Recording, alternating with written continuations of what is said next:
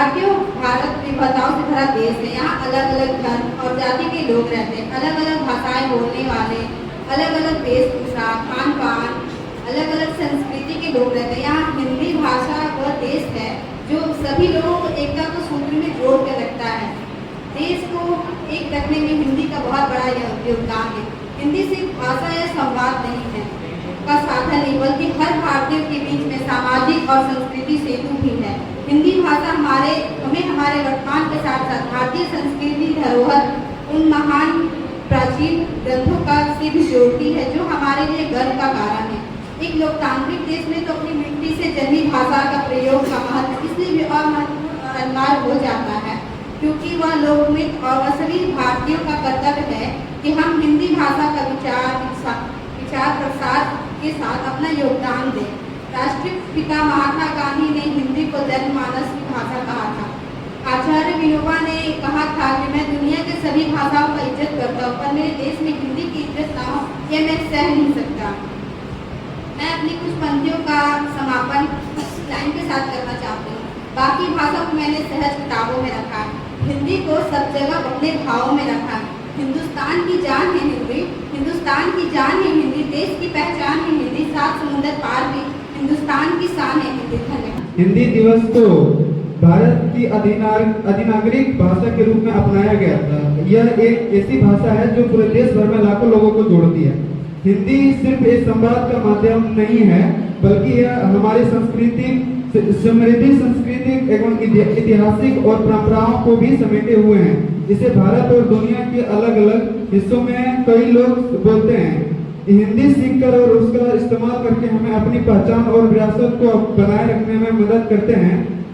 आइए हम सभी हिंदी बोलने में गर्व महसूस करें और इसे हमारे राष्ट्र की एकत्रित का एक महत्वपूर्ण अंग मानकर इसका सम्मान करें। इसका विशेष दिन पर आइए हम अपनी राष्ट्रीय भाषा को गर्व के साथ बढ़ावा देने में वादा करें। धन्यवाद। जय।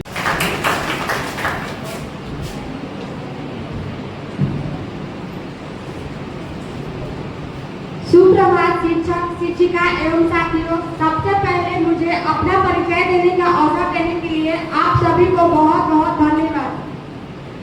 मेरा नाम नंदिनी कुमारी है, मैं बीसीए छात्र की छात्रा हूँ। हिंदी को राष्ट्रभाषा का दर्जा दिलाने के लिए काका कलेक्टर, मैथिली शरण गुरु, रामचंद्र शुक्ल, हजारी प्रसाद द्विवेदी, सेठ गोविंद दास और विवाह राजेंद्र सिंह आदि लोगों ने बहुत प्रयास किए थे कि हिंदी को राष्ट्रभाषा घोषित किया जाए। आखिरकार अंत में बहुत प्रयास करने के बाद 14 सितंबर 1950 को संविधान सभा में हिंदी को राजभाषा घोषित कर ही दिया गया। भारत में पहला हिंदी दिवस 14 सितंबर 1950 को मनाया गया था। तो आज हम इसी हिंदी दिवस के 71वें दिवस को मनाने के लिए यहाँ एकत्रित हुए हैं। तो चलिए इस खास दिन को और खास बनाने के लिए कुछ लाइनें प्रस्तुत करती हूँ। संस्कृत की एक लाडली बेटी है ये हिंदी, बहनों को साथ लेकर चलती है ये हिंदी। सुंदर है, मनोरम है, मीठी है, सरल है। सुंदर है, मनोरम है, मीठी है, सरल है, ओजस्विनी है और अनूठी है ये हिंदी। पाठ्य है परिवास में, पाठ्य है परिवास में, परिचय का सूत्र है, मैत्री को जोड़े रखने का संकल्प है ये हिंदी। पढ़ने व पढ़ाने में सहज है ये हिंदी, साहित्य का आसिम सागर है ये हिंदी। तुलसी कबीर मीरा ने इसमें ही लिखा है, तुलसी कबीर मीरा ने इसमें ही लिखा है, कवि सुर के सागर की गागर है ये हिंदी। बागेश्वरी की माथे पर बदस्त है, बागेश्वरी की माथे पर बदस्त है, निश्चय ही वंदनीय माँ सम है ये हिंदी। अंग्रेजी से भी इसका कोई बैर नहीं, अंग्रेजी से भी इसका कोई बैर नहीं, उसको भी अपनेपन से लुभाती है ये हिंदी। यूं तो देश में कई भाषाएं हैं, यूं तो देश में कई भाषाएं हैं, पर राष्ट्र को माथे की बिंदी है ये हिंदी। मैं अपने इस भाषा को, अपने इस काव्य को अंत करते हुए एक शायरी के द्वारा प्रस्तुत करती हूँ। अंग्रेजी का हम पर असर हो गया है, अंग्रेजी का हम पर असर हो गया है, हिंदी का मुश्किल सफर हो गया है। देसी घी आजकल बटर हो गया है, चाकू भी आजकल कटर हो गया है। मानव की रोम रोम की मुस्कान है ये हिंदी, पावन धरा की आन बान शान है ये हिंदी।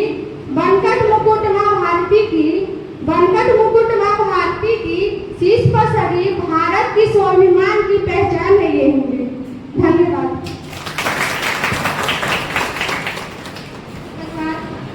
आदरणीय मुख्य अतिथि शिक्षकों और मेरे सभी मित्रों को मेरा स्नेह भरा नमस्कार।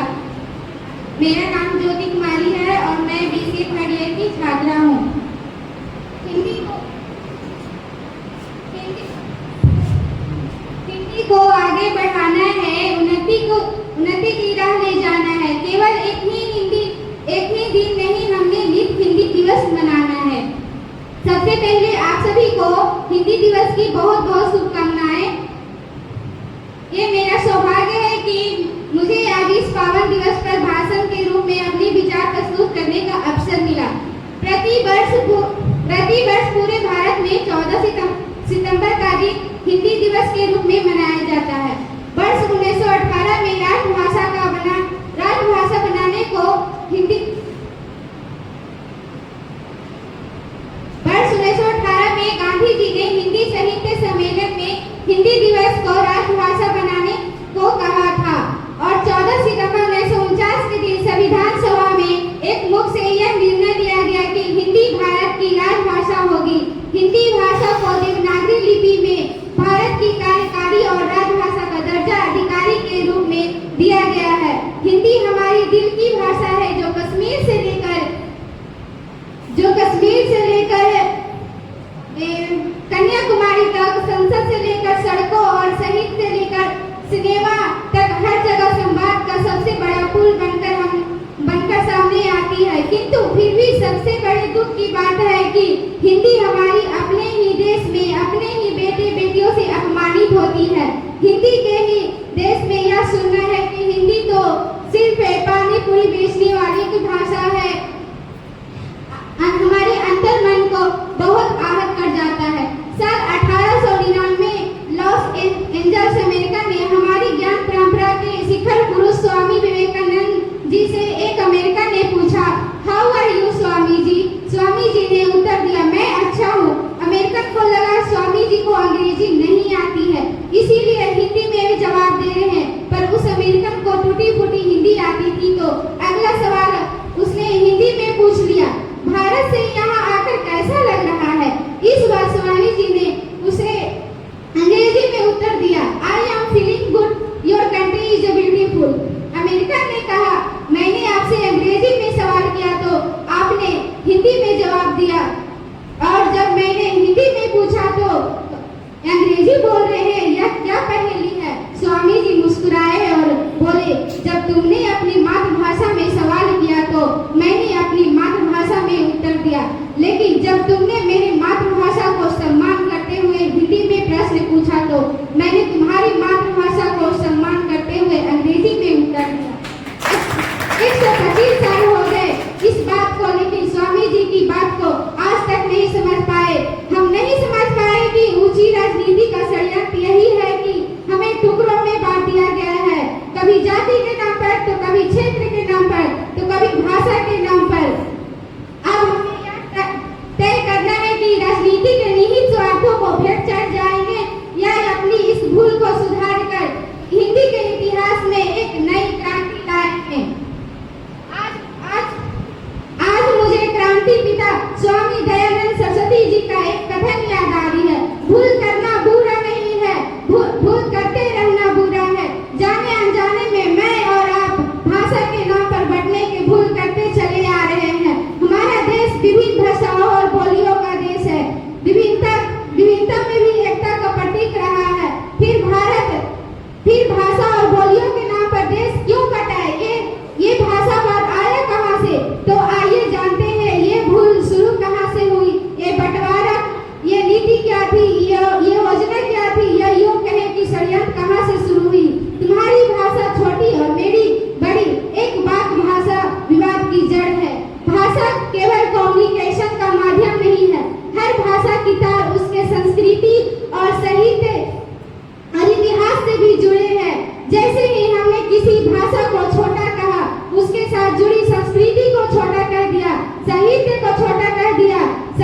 इतिहास को छोटा कर दिया और भाषा को बोलने वाले इतिहास पुरुषों को उस भाषा में जन्मे उस सभी विलक्षण प्रतिभाओं को भी छोटा कर दिया। यदि कोई हिंदी बोलता है, अभी भी बोलता है, तो ये दोनों ही हमारी मातृभाषाएं हैं।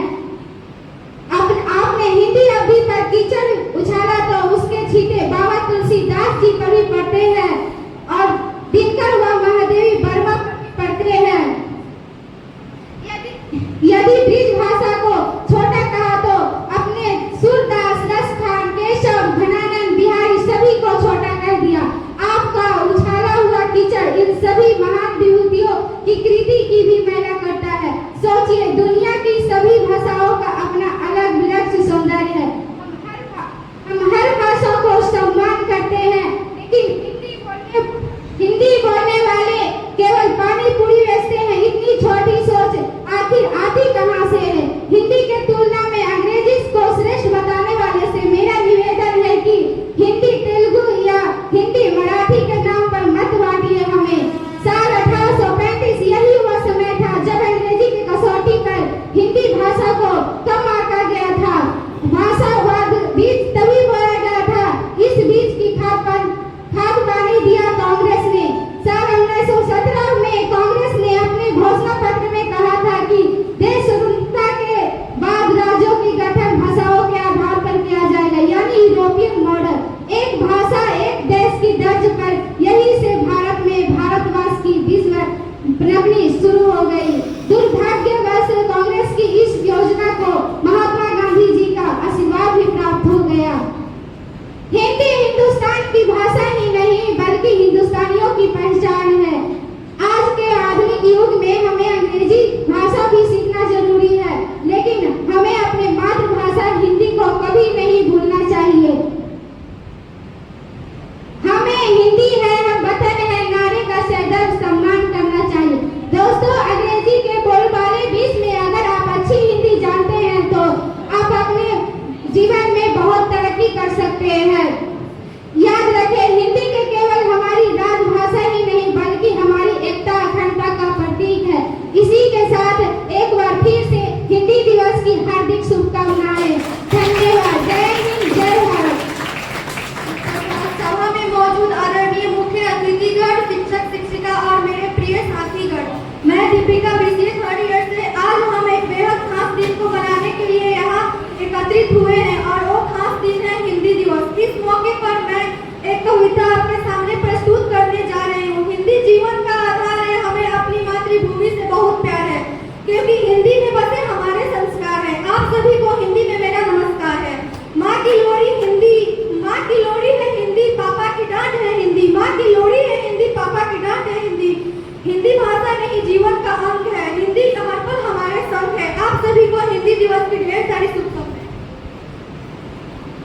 अंग्रेजी में नंबर थोड़े कम आते हैं, अंग्रेजी बोलने से भी घबराते हैं, पर स्टाइल के लिए पूरी जान लगाते हैं क्योंकि हम हिंदी बोलने से शर्माते हैं।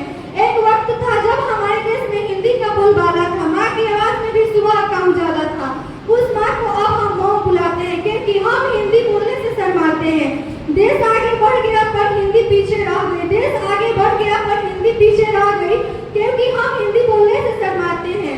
माना अंग्रेजी पूरी दुनिया को चलाती है, माना अंग्रेजी पूरी दुनिया को चलाती है, पर हिंदी भी तो हमारी पहचान दुनिया से कराती है।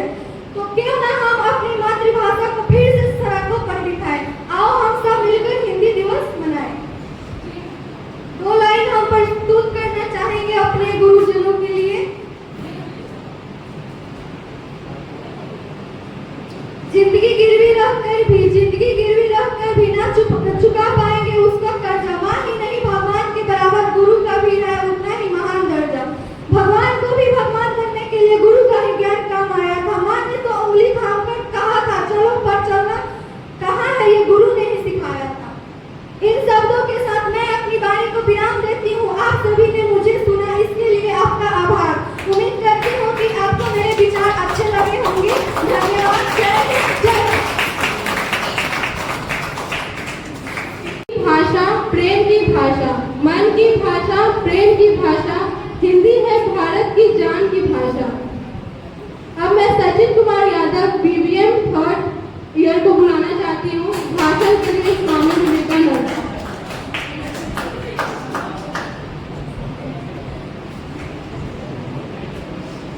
सुप्रभात। मैं Sachin Kumar Yadav, BBM third year.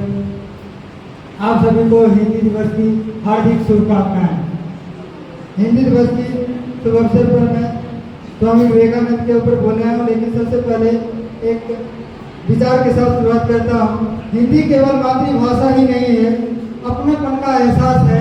Hindi केवल एक मातृभाषा ही नहीं है, अपनेपन का एहसास है। हिंदी हिंदुस्तान की शान है, हर हिंदुस्तानियों की पहचान है, हर हिंदुस्तानियों की पहचान है हिंदी। अब मैं स्वामी विवेकानंद जी के बारे में कुछ पंक्ति बोलना चाहता हूँ। स्वामी विवेकानंद जी का जन्म 12 जनवरी 1863 को कोलकाता में पिता विश्वनाथ और माता भुवनेश्वरी देवी के घर हुआ था। स्वामी विवेकानंद हिंदी में बहुत सारी रचनाएं की, उनमें से उनकी प्रमुख रचनाएं योग रचना, राजयोग रचना, ज्ञान योग रचना जैसे रचनाओं को आविष्कार लिखकर उन्होंने युवा पीढ़ी को बहुत ही आकर्षित किया और जिसके कारण भारतवर्ष में इसका एक जबरदस्त असर हुआ और ये युगों युगों तक इसका प्रभाव रहेगा कि स्वामी विवेकानंद जी ने जो अपने रचनाओं में की है। स्वामी जी केवल एक संत नहीं थे, बल्कि एक महान देशभक्त, दार्शनिक और वक्ता, विचारक थे। स्वामी विवेकानंद के विचार आज भी युवाओं को प्रेरित कर रहे हैं, जिसके कारण साल 1985 में भारत सरकार ने स्वामी जी के जन्मदिन को राष्ट्रीय युवा दिवस के रूप में मनाने का फैसला लिया। आप सभी को याद ही होगा 11 सितंबर 1983 को शिकागो में हुई धर्म सम्मेलन को जब भारत की तरफ से स्वामी विवेकानंद जी ने होस्ट किया था, उन्होंने हिंदी में कहा था, मेरे अमीर के भाइयों और बहनों, इस शब्द से वहाँ पे इतना प्रभाव पड़ा कि उसे वहाँ के लोगों को ये भी नहीं एहसास हो पाया कि एक संत भी इतनी तेजस्वी भाषण दे सकते हैं। स्वामी विवेकानंद जी ने पश्चिमी संस्कृति में हिंदी भाषा को बढ़ाने के लिए उन्होंने बहुत बड़े अहम योगदान दिए थे। स्वामी विवेकानंद को दमा और खांसी की बीमारी थी, दमा शुगर की बीमारी थी, जिसकी वजह से उन्होंने 39 साल की उम्र में ही इस दुनिया को छोड़कर चले गए थे। लेकिन उन्होंने ये साबित कर दिया था कि युवा अवस्था कितनी महत्वपूर्ण है और इसमें क्या क्या किया जा सकता है। और स्वामी विवेकानंद जी के महत्वपूर्ण विचार को मैं प्रकट करना चाहता हूँ। हम वो हैं जो हमारी सोच ने बनाया है, हम वो हैं जो हमारी सोच ने बनाया है। इसलिए इस बात का भी ध्यान रखिए कि हम क्या सोचते हैं, इसलिए इस बात का ध्यान रखिए कि हम क्या सोचते हैं। शब्द गौण है, विचार रहते हैं और ये हमारे साथ लंबी यात्रा करते हैं। इसलिए जब भी सोचिए तो अपने भविष्य को एक बेहतर सोचिए, ताकि सोच जो अभी हम सोच रहे हैं वर्तमान में, वही सोच हमारे साथ भविष्य में घटती है। लेकिन इस चीज पर ध्यान देने की बहुत आवश्यकता है। और हिंदी दिवस की नमस्कार, मैं BCA फर्स्ट ईयर की छात्रा एवं उपस्थित सभी शिक्षक एवं उपस्थित युवा शक्ति को मेरी काम भूमि पर स्वागत करती हूँ। नमस्कार।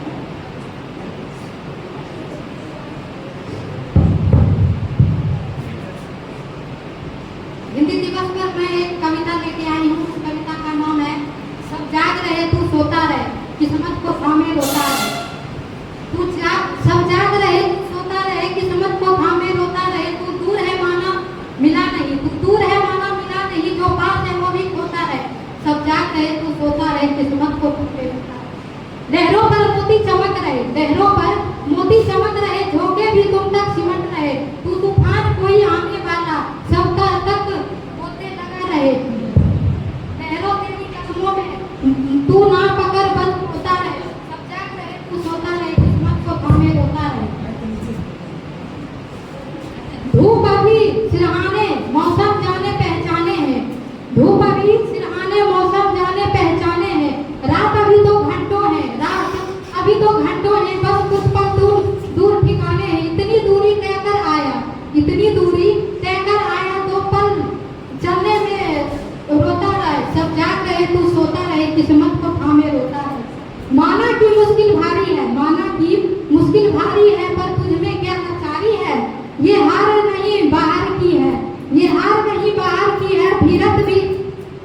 पर भी हिम्मत हारी है, उठ रहे यहाँ सब गिर गिर कर, उठ रहे यहाँ सब गिर गिर कर, ना उठ तू यूं ही लेटा रहे, सब जाग रहे तू सोता रहे, किस्मत को थामे रोता रहे। जो दूर है मानो मिला नहीं, जो दूर है मानो मिला नहीं, जो पास है वो भी खोता रहे, सब जाग रहे तू सोता रहे, सब जाग रहे तू सोता रहे।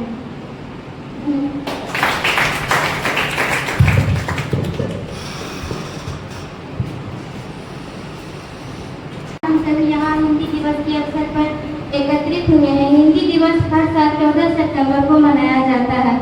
यह वह दिन है जब 1949 में संविधान सभा में हिंदी को भारत की राजभाषा के रूप में अपनाया गया था।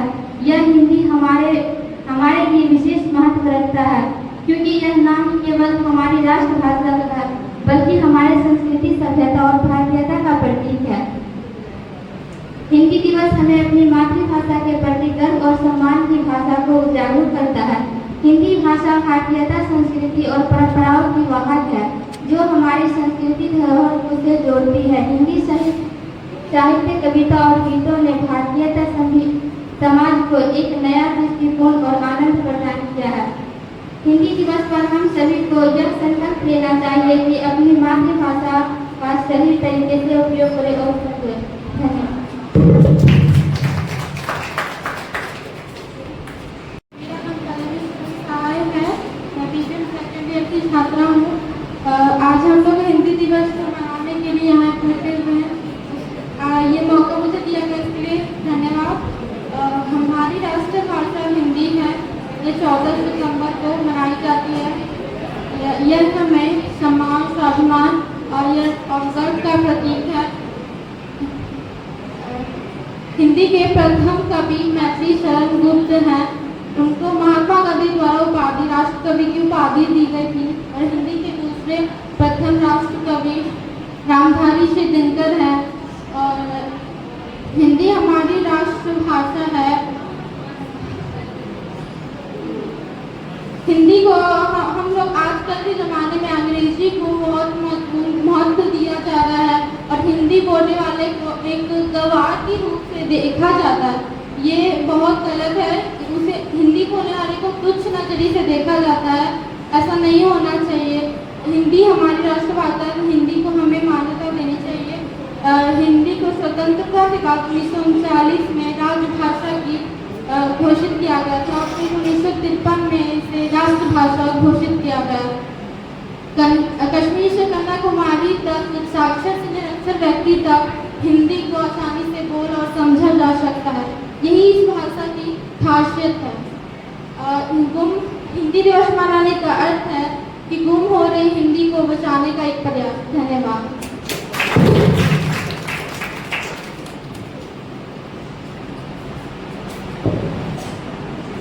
धन्यवाद सभी को।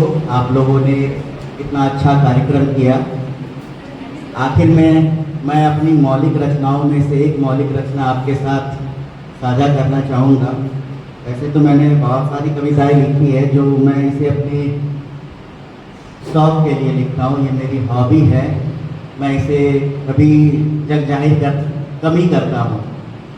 तो इनमें से बहुत सारी कविताएं हैं, जिसमें एक कविता जो मेरे हिसाब से सभी के लिए, सभी ने इस कविता में जो भी बातें कही गई है, सबने अपने जीवन में कभी ना कभी जिया होगा।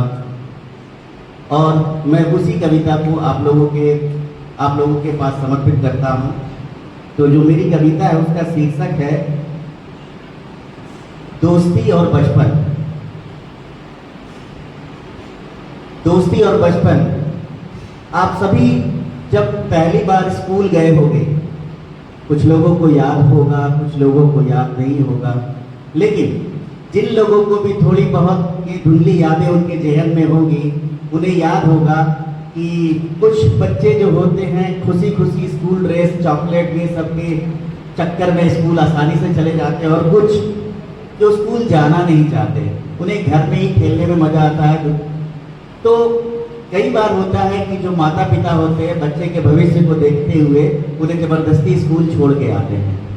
और ऐसा मेरे साथ भी हुआ था कि जब पहली बार मैं जब स्कूल में गया था, तो स्कूल में गया था तो मैं अपने चारों तरफ किसी को नहीं देखा, अपने घर वालों को, ना मैं अपनी माँ को देख पा रहा था, ना अपने भाई बहन को, ना पिताजी को, ना अपने दादाजी को, दादी जी को, चाचा जी को। तो बैठे बैठे कहीं मैं पहले दिन की जुमली यादें हैं मेरी अपनी कि वो मुझे आज भी वो झलक याद है कि मैं स्कूल के पीछे वाले बेंच पे बैठा हुआ था, उसके बाद एक दरवाज़ा था, उसके बाद दूसरी कक्षा थी, तो मैं बैठे बैठे रो रहा था। और ऐसा बहुतों के साथ हुआ होगा। तो मेरी जो कविता है मैंने वहीं से उसको शुरू की है कि पहली दफ़ा स्कूल की चारदीवारी में, पहली दफ़ा स्कूल की चारदीवारी में घर की याद थी और मन घबराया था। सोच ही रहा था क्यों किया माँ ने ऐसा, मम्मी ने मुझे अकेला छोड़ दिया, स्कूल भेज दिया, मम्मी को कुछ लगा नहीं, मैं रो रहा हूँ, अकेले हूँ। तो पहली दफ़ा स्कूल की चारदीवारी में घर की याद थी और मन घबराया था। सोच ही रहा था कि क्यों किया माँ ने ऐसा, तभी कई नन्हे हाथों ने हाथ बढ़ाया था। और फिर वहाँ आपके नए नए दोस्त बनना शुरू हो जाते हैं। शायद यही शुरुआत थी दोस्ती की, और यहीं से आप पहली बार अपने घर से बाहर निकलते और कुछ नए दोस्त बनाते हो। रख कंधे पे हाथ एक दूजे के निकलते थे जब हम राहों पे, फिल्म तमाशे, खेल खिलाड़ी और शक्तिमान की बातों में। बीतते रहे दिन हंसी ठिठोली, छुपम छुपाई, खुशी और निश्चल प्रेम के साये में। जो बचपन होता है ना, उसमें आपको कोई टेंशन नहीं होती आज की तरह, बस घूमना फिरना, खेलना, ये हुआ। आज के कार्टून शोज बदल गए हैं, पता नहीं कौन कौन से। हमारे ज़माने में शक्तिमान तो और भी इस तरह की बहुत सारी चीज़ें थी। शक्तिमान तो बाद में ही आया था, लेकिन उसके पहले बहुत सारे कार्टून्स आते थे। जैसे कल मैडम ही मुझे दिखा रही थी, डोनाल्ड डक, टेल्सटेन, डिज़र्ट, ये सब जो कार्टून्स थे वो हमारे बचपन के फेवरेट कार्टून्स थे। बाबा बलू। तो फिल्म तमाशे, खेल खिलाड़ी और शक्तिमान की बातों में बीतते रहे दिन हंसी ठिठोली, छुपम छुपाई, खुशी और निश्चल प्रेम के साये में। शायद यही मिठास थी दोस्ती की। कुछ बड़े होते हैं, मुझे याद है कि मैं भी बड़ा हुआ, बोलने वाले स्कूल में पढ़ा था मैं भी। जब मिडिल स्कूल से हाई स्कूल गया तो हमेशा एक ही चीज़ कहता था, मुझे साइकिल चाहिए, साइकिल चाहिए। सोते जगते उठते दादाजी से, पापा से, मम्मी से, चाचा जी से, सबसे एक ही बात कहता था, मुझे साइकिल चाहिए, मुझे साइकिल चाहिए, मुझे साइकिल चाहिए। मेरे पास ऐसा होता, मेरा लॉटरी लग जाता तो हम साइकिल खरीद लेते, मेरे पास ऐसा होता तो मैं साइकिल खरीद लेता, मेरे पास पैसा होता तो मैं साइकिल खरीद लेता। तो क्यों? क्योंकि मेरे बहुत सारे मित्रों के पास, बहुत सारे दोस्तों के पास साइकिल थी, जो अपने घर से साइकिल से स्कूल तक जाया करते थे, और मैं उनके साथ जाता था। तो मुझे भी लगता था कि मेरी भी साइकिल हो। तो वहीं से ये बात आती है कि नई साइकिल की धौस दिखाना और बाद में उस पर सबको बिठाना। नई साइकिल की धौस दिखाना और बाद में उस पर सबको बिठाना, हमारी गलतियों को टीचर से छुपाना और टिफिन बॉक्स से लंच चुराना। शायद ये यादें कभी भूल ना पाए दोस्ती की। ऐसा सभी ने किया होगा। क्लास के पहले होमवर्क की कॉपी कराना, ये तो शायद आज भी कराते हैं लोग। क्लास के पहले होमवर्क की कॉपी कराना और एग्जाम में मंद बुद्धियों को कॉपी दिखाना। माफ कीजिएगा, मैं मंद बुद्धि शब्द का इस्तेमाल कर रहा हूँ, किसी ने कहा कि ऐसा शब्द इस्तेमाल नहीं करते, लेकिन हम अपने दोस्त को कुछ भी कह सकते हैं। हम उन्हें प्यार से गाली भी दे दें तो वो बुरा नहीं मानते। तो क्लास में पहले होमवर्क की कॉपी कराना और एग्जाम में मंद बुद्धियों को कॉपी दिखाना, झूठ बोलकर सबकी मम्मियों से बचाना। ऐसा तो आपने जाना, हाँ मेरे साथ था, खेल रहा था, तो झूठ बोलकर सबकी मम्मियों से बचाना और इन एहसानों का कर्ज चॉकलेट से चुकाना। शायद यही अच्छी आदतें थी बचपन की, और ये मेरे हिसाब से आप सभी के साथ कभी ना कभी ये सारी बातें बीती होगी। तो जब स्कूल खत्म हुआ, उसके बाद स्कूल के बाद लोग बड़े हो जाते हैं, उसके बाद बहुत सारी जद्दोजहद आ जाती है, तो उसके बाद मैंने भी कविता छोड़ दी, क्योंकि उसके बाद जद्दोजहद है। तो यही आखिरी पंक्ति थी मेरे इस कविता की कि दोस्ती की शुरुआत वहाँ से होती है जब आप स्कूल में पहली बार जाते हो और दोस्त आपके बनते रहते हैं। इसके बाद वाली भी कविता है जो दोस्त बन जाते हैं और जब कॉलेज में पहुँचते हैं तो वहाँ पे क्या होता है दोस्तों के साथ, वैसे भी एक कविता है, लेकिन आज केवल यही कविता मैं आप लोगों के बीच में आपके साथ शेयर करना चाहता था, जो मैंने आपके साथ किया। धन्यवाद।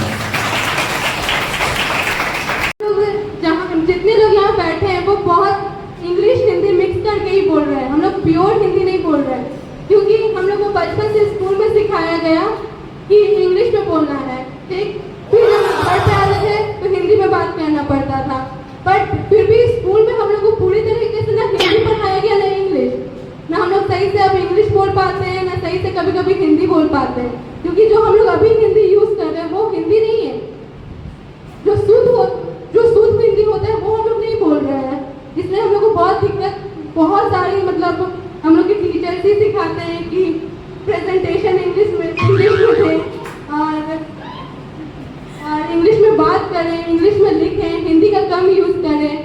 और आज हम लोग हिंदी बोल रहे हैं बट लेकिन सही से नहीं, मैं ही खुद नहीं बोल पा रही हूँ, कहीं कहीं इंग्लिश भूल जाने का मन कर रहा है, तो इसलिए सॉरी मैम।